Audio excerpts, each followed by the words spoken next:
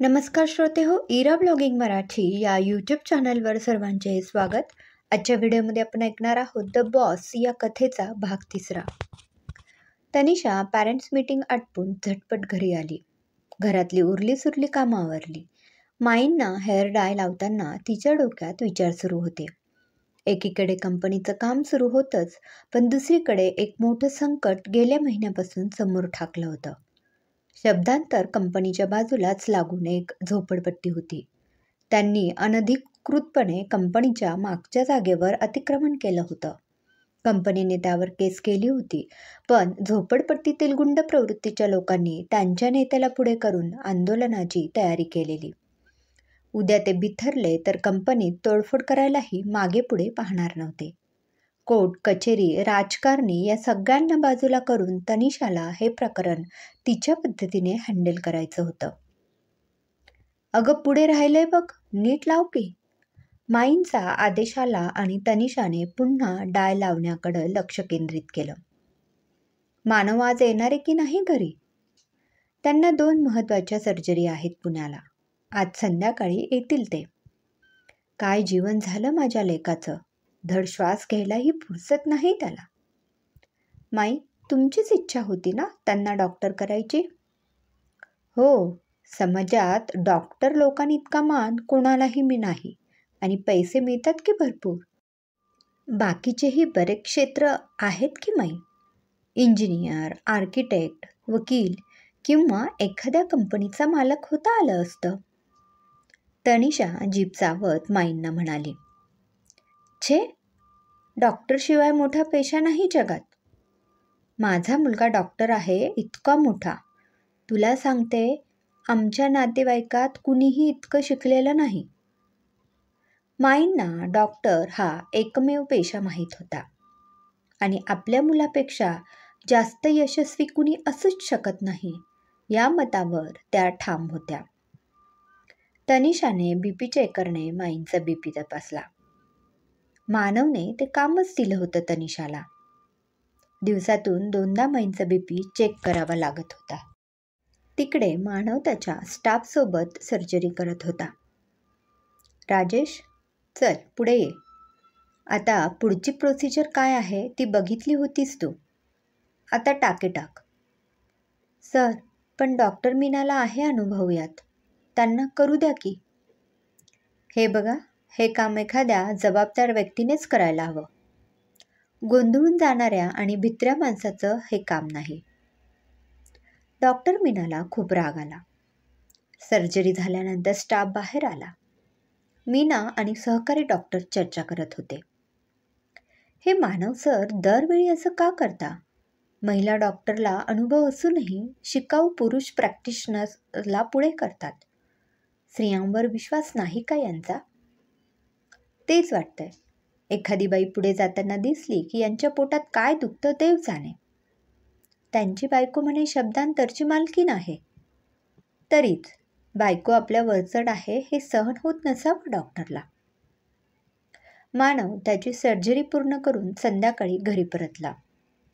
मानव येणार म्हटल्यावर तनिषाची विशेष धावपळ व्हायची. एकीकडे ऑफिसचं सगळं काम मार्गी लावायचं आणि दुसरीकडे घरात गृहिणी म्हणून कुठेही मागे पडायचं नाही. सगळं आवरून ती मानवची वाट बघत बसली. तो येईपर्यंत लॅपटॉपवर मेल्स चेक करत बसली. मानव आला आणि त्याने तिला असं बघितलं. कितीही मोठा डॉक्टर असला तरी तनिषावर हुकूम गाजवायची त्याची बिशाद नव्हती. ती कोण होती, तिची पोझिशन काय होती आणि तिच्याकडे पैसा किती होता हे तो चांगलंच जाणून होता. त्याने त्याचा राग लपवत तनिषाकडे बघून स्मित हास्य केलं. आलात? या, बसा, मी चहा आणते. अगं नको, जेवायलाच वाढ. बरं. मानव फ्रेश होऊन जेवायला बसला. मानवला जेवण वाढून तनिषा बाजूलाच आपलं काम घेऊन बसली. ऐक ना तनिषा, मला डाळ भाताने जरा त्रास होतोय सध्या. बटाटा भाजी असती तर? बटाटा हवाय का? आत्ता आणते. तनिषा आज जाऊन भाजी आणते तसा मानव वरमतो. थोड्या वेळाने पुन्हा, मला सध्या ॲसिडिटी होते. भोपळा खाल्ला तर बरं राहील. तनिषा आता जाऊन भोपळ्याचा रस करून आणते. पण मानवचं काही संपत नाही.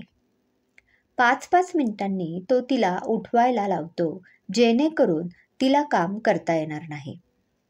शेवटी तनिषा एक मोठा श्वास घेते आणि किचनमधून 10-12 जिन्नस आणते. आता तुम्हाला तिखट खाऊ वाटेल ना? हे लोणचं त्यासाठी. तिखट लागलं म्हणून गोड मागाल, ही खीर. मग तोंडी लावायला पापड लागेल, हा घ्या.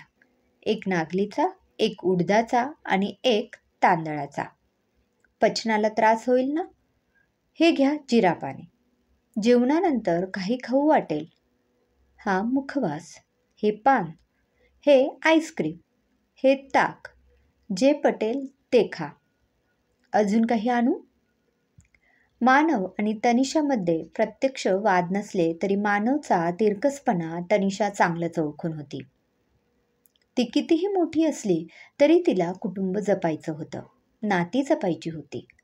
मानवचा इगो सांभाळायचा होता आणि माईंच्या नजरेतील मुलाचा मानसुद्धा.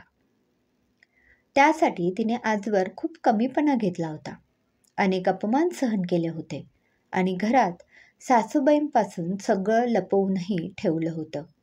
का ते कळेलच पुढे. बाबा आलेत म्हणून स्वरा आणि आर्या धावत बाबांना येऊन बिलगल्या. मानवने दोघींसाठी आणलेले गिफ्ट्स दोघींना देऊन टाकले. तनिषाला एकदम आठवलं, आर्या, तुझा राईम्सचा प्रोजेक्ट पूर्ण करायचा आहे ना? चल करून टाकू पटकन. माईंना प्रत्येक गोष्टीत लक्ष घालायची सवय.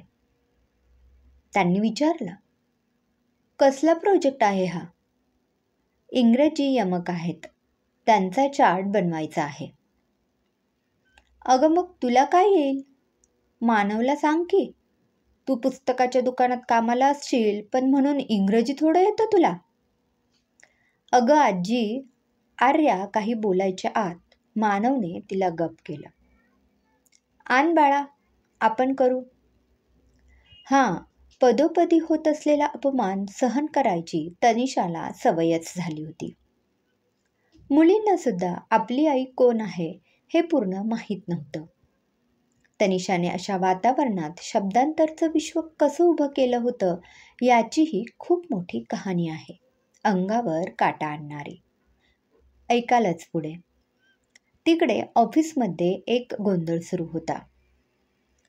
हे बघा, शब्दांतरमध्ये असं सहजासहजी नाही जाता येत, माहीत नाही का तुम्हाला? हे बघा, मला खूप महत्त्वाचं काम आहे तनिषा मॅमकडे. मला त्यांची मुलाखत हवी आहे. हे ऐकून मात्र सिक्युरिटी गार्ड शलाकाकडे पाहून हसू लागला.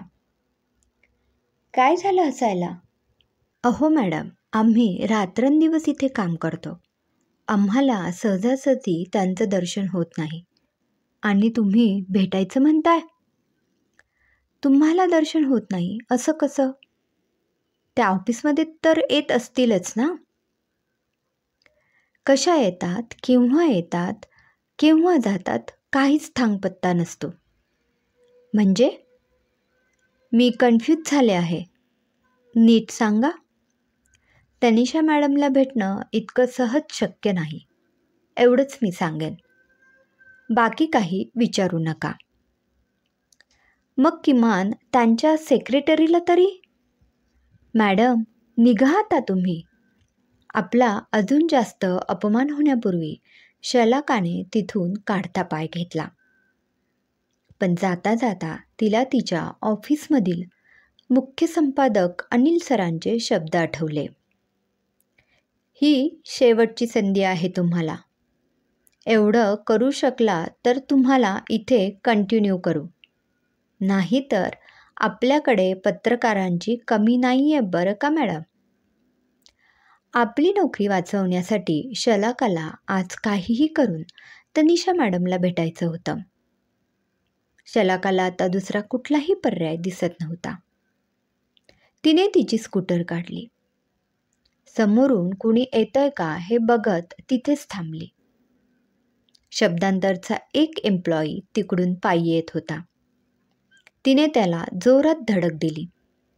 तो खाली कोसळला. त्याला जास्त लागणार नाही याची काळजी तिने घेतली होती.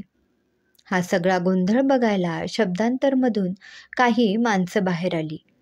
सिक्युरिटी गार्डसुद्धा धावतच तिथे आला. क्रमशः शलाका कसा उलगडणार तनिषाचा प्रवास?